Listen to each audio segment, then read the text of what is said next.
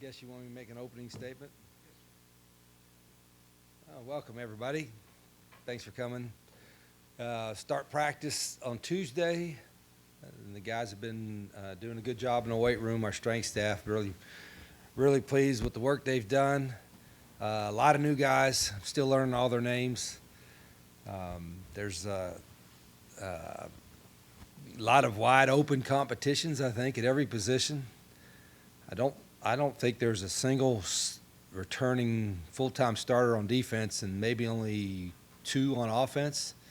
So it's probably might be the least in the country. I'm not sure. I didn't study anybody else, but it's pretty unique. I don't know if I've ever remember not having any on defense and only 1 or 2 on offense. But that's why we have spring practice, why we recruit, and I've enjoyed working with the guys the things we've done so far, and really look forward to practice on Tuesday.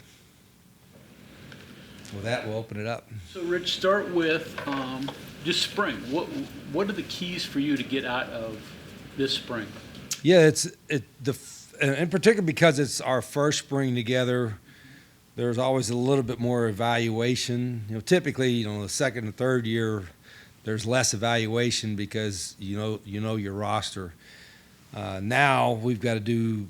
Part of spring is obviously evaluation and seeing what we got, and then the other part is teaching and the schemes and the fundamentals and all those things. So the first spring is always the most important from that aspect. And then there's another portal period. You used to know what your roster was going to be right now, but it's because there's another portal period. The roster may be looking a little different in May.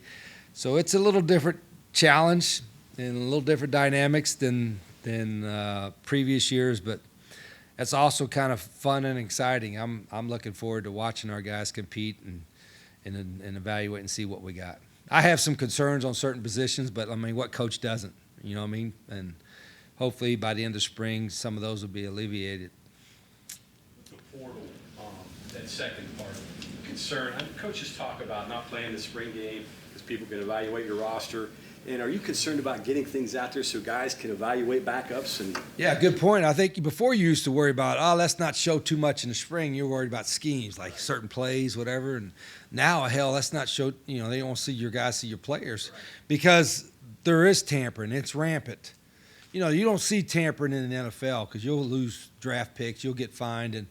But in college, there's you don't see anybody getting in trouble for tampering. And so it's, I know some other coaches. I think Matt over in Nebraska is not having a spring game because he don't want people to evaluate his players. Did I see that right? I don't know. It may be. You guys would know better than I do. But I could see their point. It's like, geez, why? I got this guy that's really good, and he goes out there and shows out. Somebody's going to offer him $500,000 and take him from your program, and if they don't direct tamper it, they'll do it through a high school coach or do it through somebody in the community or through an agent or something. And so, yeah, I think there's no question. We have thought about that from an open standpoint. I want our fans to watch our players, but a true spring game where you're going to really see a guy, show out and all that, you're probably not going to have that. We'll have some, a little bit of scrimmage and play a little football, but I am worried about it because, there's not as much structure to keep the tampering away as there should be. Coach, was that part of any conversation? Some coaches have decided when they were going to do the spring schedule, when they would have the spring game, when they would open up practice, because of the portal. I think a little bit. Now mine was I wanted to have a week of meetings with our players, both with me and the other coaches, before the portal opens. And so we had originally was going to be, I think, April 12th, and I moved it back to the 5th because I wanted to have a whole week of meetings. And not just because of that, but I think there's going to be, looks like a reduction in roster size. Like, going to be, if they cut it down to 105, there's going to be a lot of guys that get cut that you're going to have to cut. And that's going to be really hard because a guy that does everything right and he maybe just not quite good enough to be on your 105, but you want him on your roster, you got to cut him now. And so that part, I wish that wasn't the number. I'm still hoping that maybe we can grandfather that in and eventually get to that number because I'd hate there's going to be some really good players and some really hard-working young men that we have to cut just to fit the roster size, and that's not going to be fun at all. Rich, in terms of your schemes, with so many new people trying to piece together guys from all sorts of different schemes, you have to go slower right now trying to install everything? Typically, the coach big answer would be yes, but because of how we do things, that's probably no. We just try to make sure we try to accelerate our guys' learning process. We're not going to have like longer practices to get it done. We're able to do more with our guys in the summer, so there's not the urgency to make sure they're all learned it by the spring is not the same as it used to be, because back in the day, you couldn't say anything in the summer. You couldn't even ask the strength coach how they were working out. But now you can work with them a little bit, particularly in the month of June. And so that urgency as far as scheme-wise is not there as much as what it used to be. I have more of a sense of urgency to evaluate than I do to teach. The scheme is always going to be part of it. And coaches, especially assistant coaches, they love getting into the scheme part of it. But I think the evaluation piece for us is more important right now than the what we're doing scheme wise. Rich, we took over here a lot of years ago, and now second time. Compare the two. What both talent and I mean, you were a new coach then. I actually have thought about that a little bit. When some of the former players come back, and then my old teammate Steve Newberry came here today. You guys know Steve is great. He's just things have changed so much. But back then, shoot, I was that was my first job, not as a head coach, but first job as a big school head coach, and so I was still learning a lot and learning on the job. Love it. Like I said, I'd hope I'm a better coach today than I was a year ago. I'm a better coach, I know for sure, than I was 17 years ago or 25 years ago when that happened. And there's different challenges too, right? Back then, you kind of knew what your roster was, and the period. Now there's so much roster turnover and different things that you got to deal with as a coach that you didn't have to deal with back then. So you have to evolve, and if you want to win or have success as a coach at this level or any level, you better, if the goalposts are moving, you better move with it. And that's what I've tried to learn and keep doing. But I'm still every day I try to, I'm kind of a football junkie, and whether it's schemes or recruiting or methods or whatever, I try to learn something every day.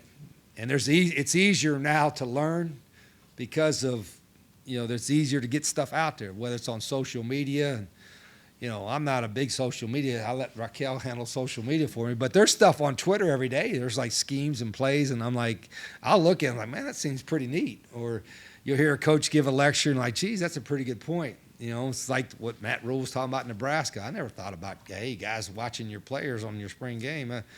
That might be a scary, well, okay, maybe I should think about it. So there is, I guess to answer your question, there is a lot more knowledge and a lot more things that I know now that I didn't know in 2001, but there's also more challenges too to being a head coach. Are players different? I say, I've said this a bunch. I said, 25 years ago, you tell a player, okay, run through that wall, and he'll run through that wall and not say anything.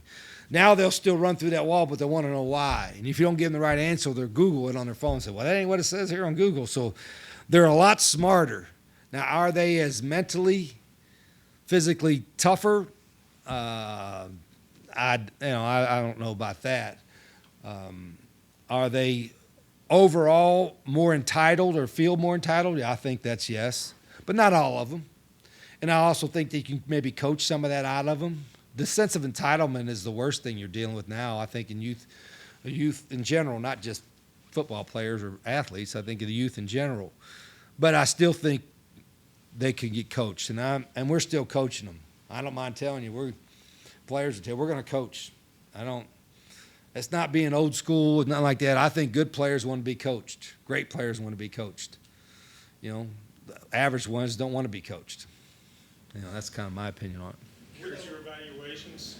In your evaluations, whether it's toughness or on-field play or whatever, how much can you get out of one-on-one drills, shells, things like that, versus Are there some things you've got to see in 11 on 11? Yeah, I do think there are, as much as you'd hoped you could get everything out of without going 11 on 11 and scrimmaging, whatever. I think you have to have those moments when you're playing football. And it's the same way with a quarterback. I usually typically, if you use your first or second quarterback, you don't have them live, maybe in spring or even the fall camp. But sometimes you got to have them live just to see. They may be different. They run a little faster. Well, that's like the kid I had at Jack State last year, Tyler Huff. I didn't have him in the spring. And in camp, he wasn't live. And he was a good runner, but we wouldn't know for sure. And then it was until we played Louisville, second game of the year, and he was live, and he was all of a sudden making a guy miss and running over DBs. And I'm like, holy cow, this guy's a whole lot better runner than we thought. The same way, like, that's how smart I was with Pat White back in 2000 and whatever that was. We're playing Louisville, and Adam Mountaineer gets hurt, and Pat goes in there and leads us to a comeback and win. And he wasn't live in practice, but boy, he was sure a hell lot faster in that game than I remember in practice. And that was our fault for not having more live opportunities. So we're going to try to get our guys in that, live situation without doing so much of it that you're beating them up or taking too much of an undue risk. Coach, you mentioned the positions being open and even talking a lot about the quarterback position. What do you want to see out of who's going to be your starter? What's going to go into that for you? Is there any advantage? What's here last year? Yeah, I think, I watched a little bit of film. Obviously I thought Garrett was a really good player and very dynamic, but he was senior. And I thought Nico in his opportunities he played really, really well. I think it was the Arizona game and maybe it was Cincinnati.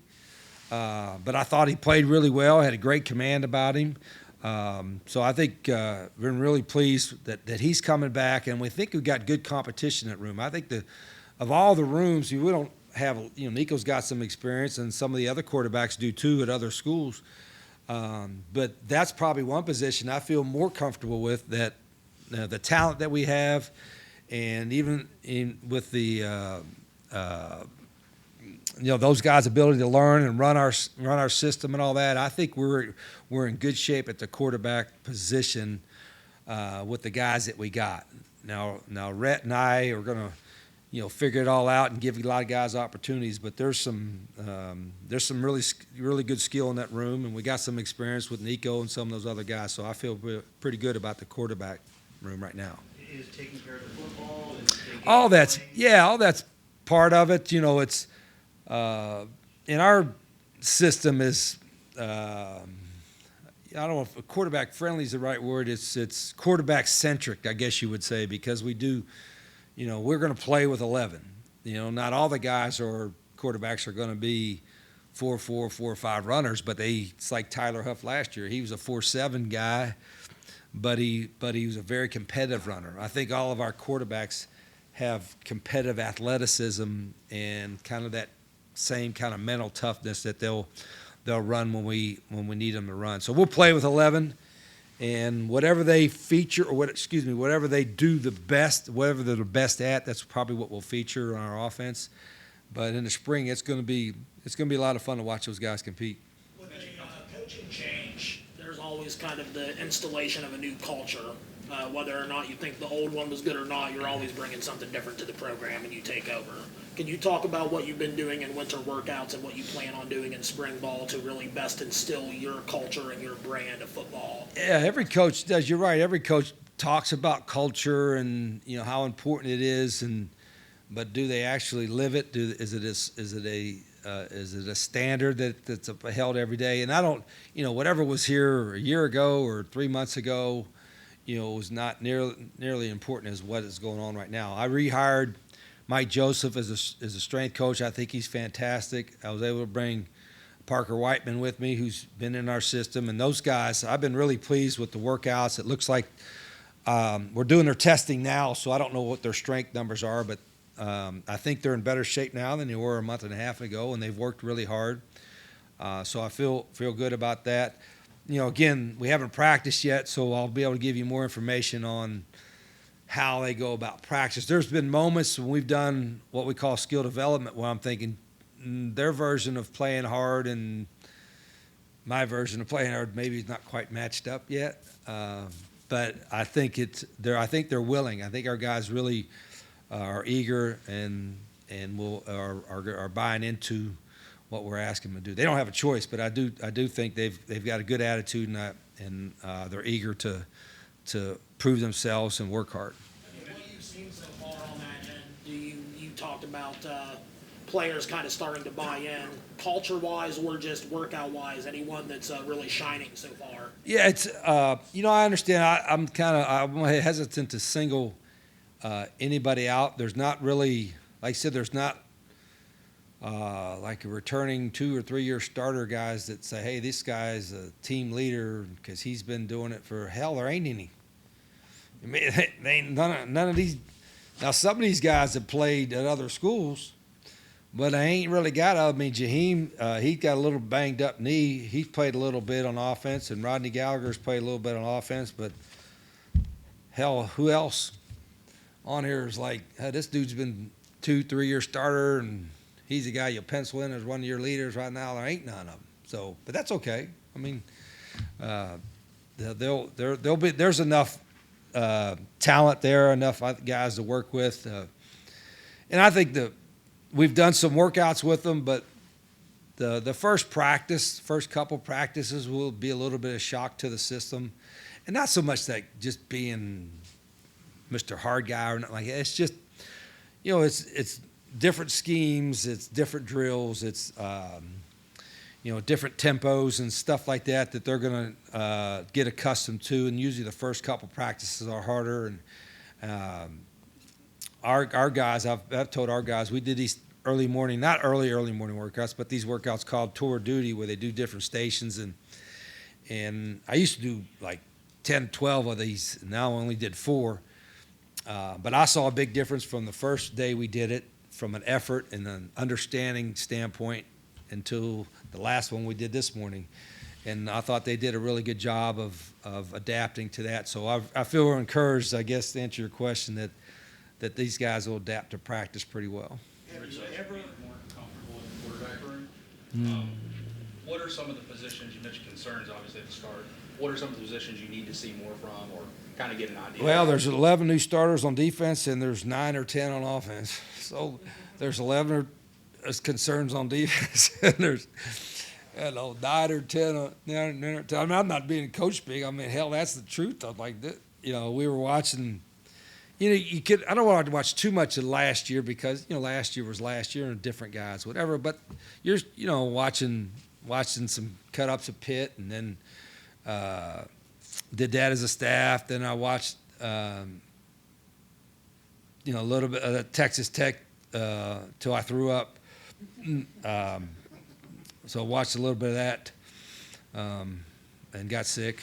But it wasn't as much, I guess, useful to me because most of the guys playing for us are not here anymore. So I'll still watch some of that, but I'll watch the spring practices really, really closely.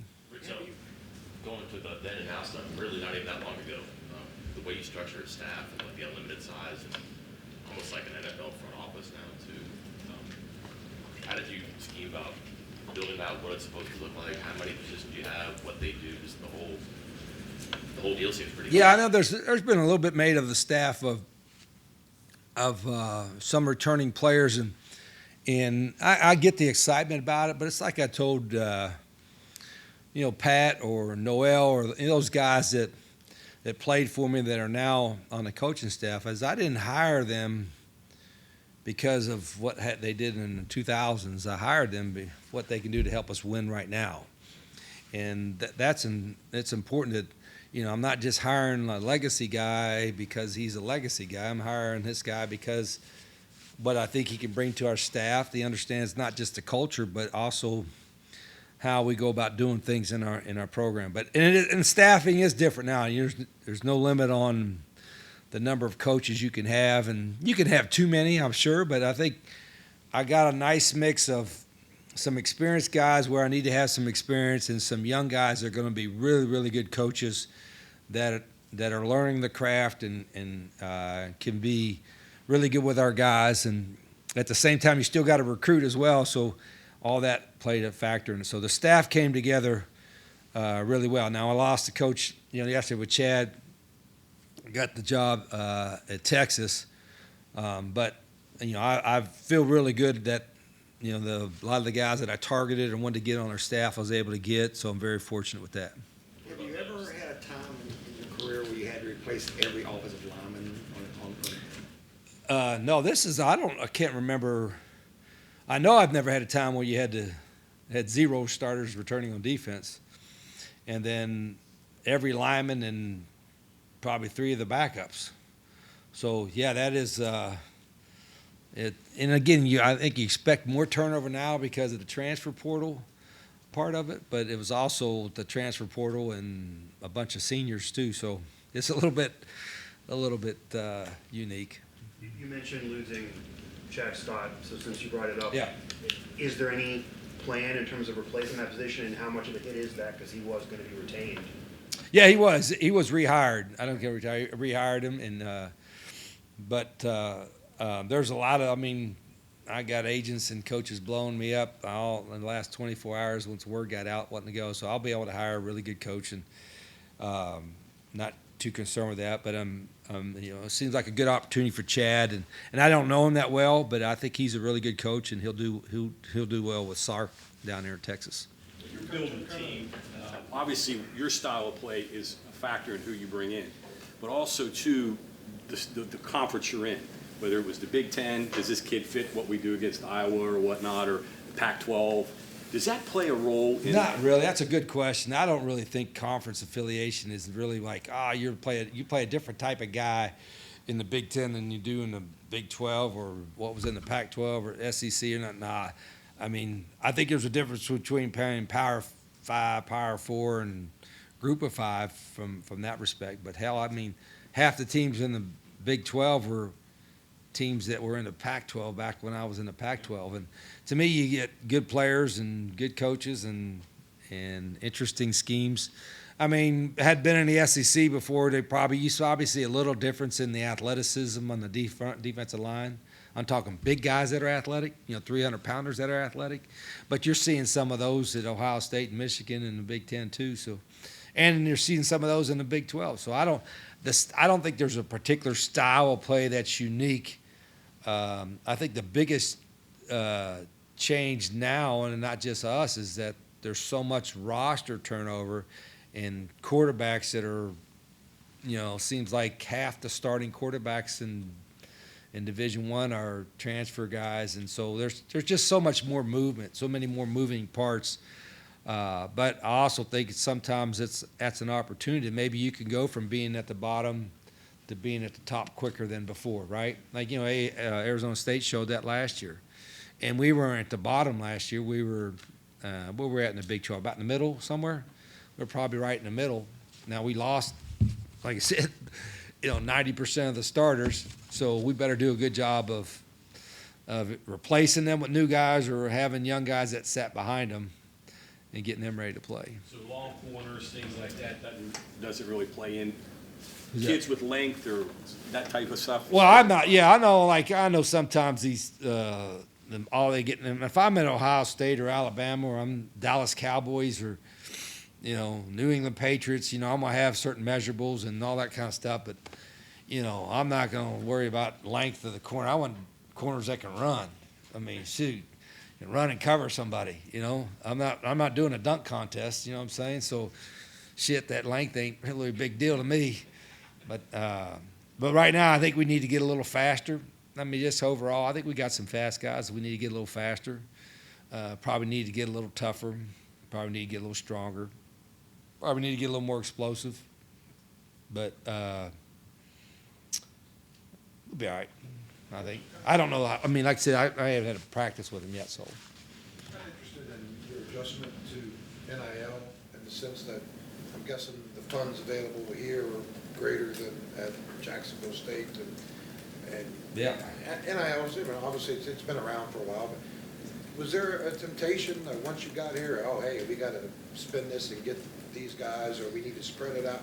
I mean, how have you kind of handled the adjustment to this? Sure, it's a little different. You better have a little bit of a plan other than just grab bagging. It's, and again, it's depending on what you have. But even at Jack State, we created a model of, like, we had an NFL roster, and like, if this is the money that we have, this percentage goes to QB1, this percentage goes to left tackle 2, this percentage goes to corner 1, and kind of like the NFL does a 53-man roster. Like, now we're not going to pay our starting quarterback 18% of your salary cap like you do in the NFL, simply because then you don't have enough money for your team.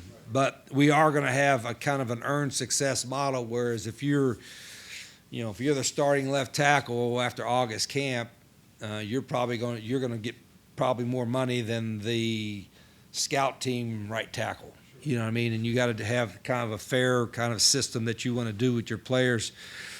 And so we have that model in place. We have that system ready to go. And some of that's already been implemented. A lot of that will be implemented after, we hope, June 30th, and the rev share comes into play and the school can now pay players. That was a thought process that in July 1, the school takes ownership per se, and then that model kind of starts to take place. And then from what I understand, the NIL part will still be active, but it'll be better regulated through the NCAA, where they have an AI program or somewhere where you're getting legitimate deals, where you're not getting $100,000 to post one thing about an obscure business over here. It's actually value. And I think that's one thing where maybe at West Virginia we have an advantage, because we're the only Power 4 big school playing football in the state. Folks in Huntington, you hear me out. There's no pro team of NBA, or NFL, or Major League Baseball or something. So our guys are a bigger deal in our state than a lot of similar type of programs in other states. So I think hopefully we can still have some NIL stuff for guys that where there's interest at, and we can get some really good players with that. You're getting an early start on spring ball this year compared to a lot of programs in WVU in the past few years. Yeah, hell, where's this? How long is these winters always? I don't remember these winters last night. Remember you talking about snow? I don't. You were here in 2007, 2006. It was worse back then. Was it worse back then? I was over in Meigs County in Ohio back then, but I felt like it was worse in Appalachia in general. I mean, it's been getting warm recently.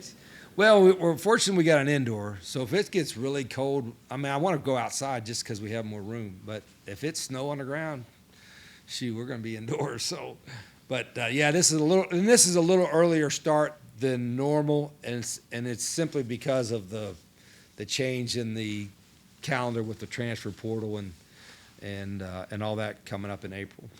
Is there any more, benefits strategically to that, more time with the players, or to put in the system in the spring, or you get to it earlier, you develop that chemistry earlier maybe? No, the only difference would be now the fact that the coaches can be around your guys in the summer somewhat, particularly in the month of June, spring ball still has an importance, but the fact that we can still visit with them and meet with them in the summer changes that dynamic. You had to go through this whole process, obviously, at Jacksonville State. So any specific lessons you learned your first year there preparing that are going to lead to some changes the way you do it this time?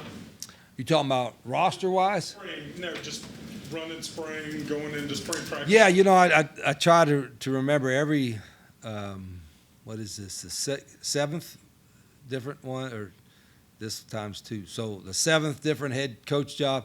I could probably assure you every first spring was like half miserable, just ugly, just like, golly, new terminology, and are they going to understand how we want to do this? And I think every first year coach would probably tell you their first spring is always the worst, because you're still learning your players, and and every spring after that becomes a little easier. Even with all the roster, like last year, Jack State, we had 60 new guys, and even with half the roster turning over, it was still easier because it was the third spring, and the returning players knew how to do things. Like right now, none of them know how we go about doing things. So it's a little bit, the first spring, I got to remind myself, remember, it's the first spring, it's the first spring, it's the first spring. And, I don't want that to be an excuse. So we still got to have urgency to be ready, but it is the first spring. So each spring after this should be easier, I guess. Assistant coaches or staffers, analysts, anything yet that you're really impressed with or you feel like have made a big impact over the winter? Yeah, there are, but that's like you asking what players are making. I don't want to mention one or two and then leave somebody out because I will. But the staff, like I said, it came together is really well, really proud with that. And then, I'm really anxious for our play. I've seen a little bit of them through workouts, but I think we got some talented guys. So, and I do think it's important to them. That's part of the deal that, this is an easier environment to kind of stress that, hey, football it's not more important than your family, your religion, your education, or your health, but it's got to be next. And I do think it's important to our guys. We got a great facility. We got a great fan base. It's important to them. So, I think our guys are in a good frame mindset from that standpoint. But I always tell the guys, if something's really, really important to you, probably put a whole lot of your effort into it. And my demands or our demands, I don't think are so much different than theirs that would be a problem. You mentioned this being year one. Yeah. And there's been conversation about the expectations. It took you a minute to build it up 20 years ago after a rough first season. But people bring up Kirk Zanetti at Indiana, year one, immediately they're in the playoff. What's your thought process on trying to build it up in year one in this era? Because there is an argument that you can win quicker at a new place in this era, unlike what you could win quicker, or or take you longer. Like you could get more and you can lose more. So you can lose your whole roster, or you can, gain a whole roster back. It is a different dynamic.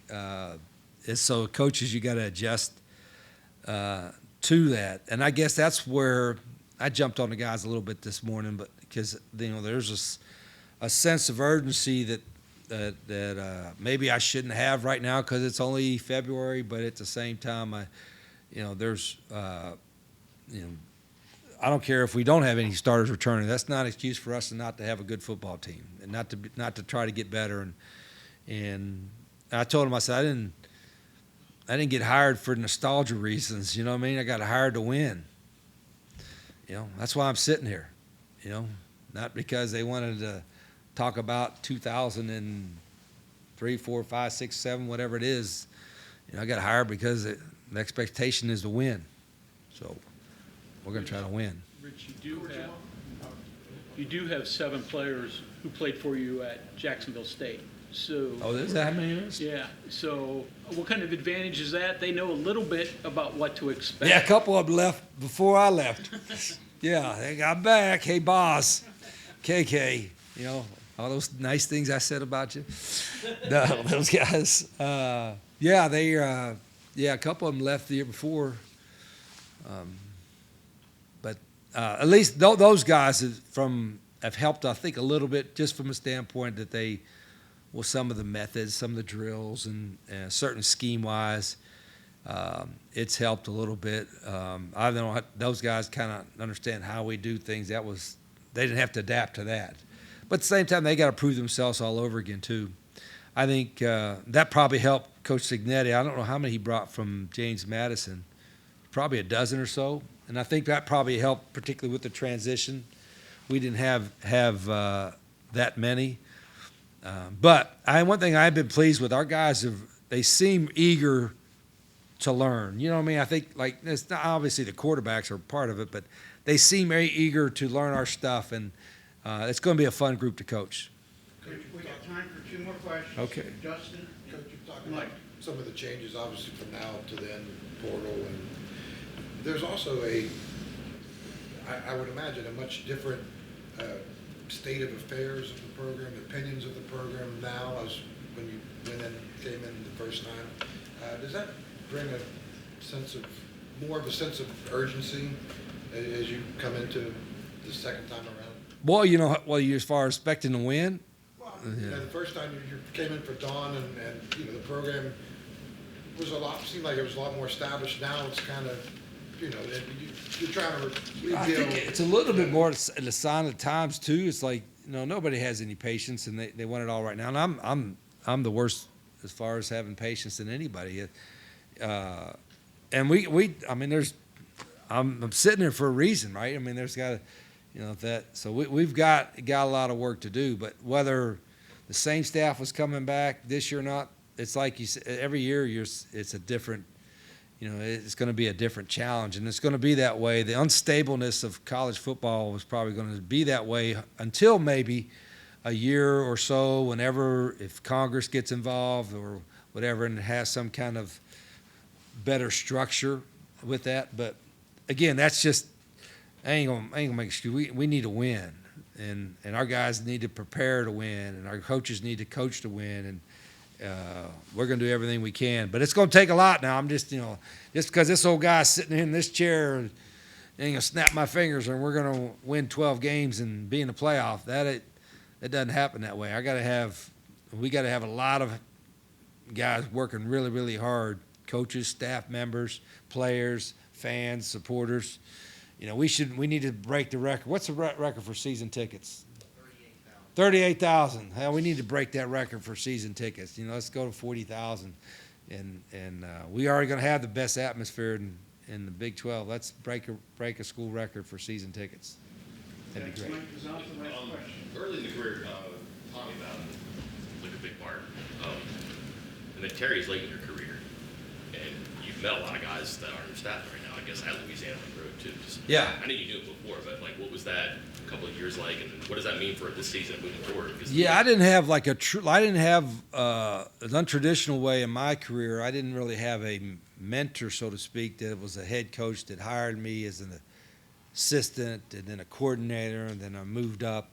I was a young college head coach at 24 and a young fired coach at 25 when they dropped football, and kind of created this old thing at Glenville, and it's whole different. So I had a different path. But if there was one person that probably had a bigger impact than anybody was Tommy Bowden when he hired me at Tulane. I was at Glenville, and we were doing well, and as head coach AD there and whatever, and he said, "Hey, come down to Tulane and run the offense." And I'm like, "I only know this offense." He said, "Well, you run it. You run the deal." And so he let me run it, and for 2 years at Tulane and 2 at Clemson, and then that's really, I think, propelled me to getting the big school job. So Tommy was really the guy that gave me the first big opportunity. And so then fast forward, whatever it is, 20 years later, and it's with Terry at Louisiana Monroe, and my son Rhett goes there as a quarterback, and I'm going there, and then I got a chance to not just work with Terry, who's a dear friend, but also Coach Zach Alley was there, Coach Willie Green was there, Coach Ryan Garrett was there, and met some really, really good coaches, and wind up taking a bunch of them with me to Jack State. Okay, thank you very much, Coach. Okay, thanks.